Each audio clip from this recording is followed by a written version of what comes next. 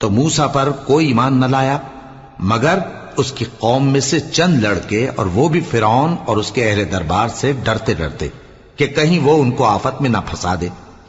اور فرعون ملک میں متکبر تھا اور کبر و کفر میں حد سے بڑھا ہوا تھا۔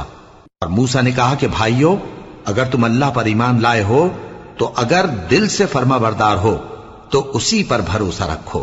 پس وہ بولے کہ ہم اللہ ہی پر بھروسہ رکھتے ہیں۔ اے ہمارے پروردگار، ہم کو ظالم لوگوں کے ہاتھ سے آزمائش میں نہ ڈال، اور اپنی رحمت سے ہمیں قوم کفار سے نجات بخش۔ اور ہم نے موسیٰ اور اس کے بھائی کی طرف وحی بھیجی کہ اپنے لوگوں کے لیے مصر میں گھر بناؤ، اور اپنے گھروں کو قبلہ یعنی مسجدیں ٹھہراؤ، اور نماز قائم کرتے رہو، اور مومنوں کو خوشخبری سنا دو۔ اور موسیٰ نے کہا کہ اے ہمارے پروردگار، تو نے فرعون اور اس کے سرداروں کو دنیا کی زندگی میں بارونق ساز و سامان اور مال و زر دے رکھا ہے۔ اے پروردگار، کیا اسی لیے کہ وہ تیرے رستے سے گمراہ کر دیں؟ اے پروردگار، ان کے مال کو برباد کر دے اور ان کے دلوں کو سخت کر دے کہ ایمان نہ لائیں جب تک عذاب علیم نہ دیکھ لیں۔ اللہ نے فرمایا کہ تمہاری دعا قبول کر لی گئی تو تم ثابت قدم رہنا اور بے عقلوں کے رستے پر نہ چلنا۔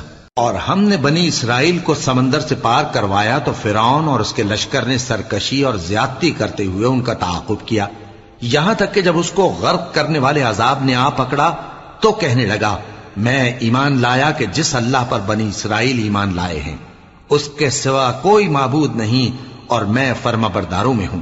جواب ملا کہ اب ایمان لاتا ہے، حالانکہ تو پہلے نافرمانی کرتا رہا اور مفسد بنا رہا۔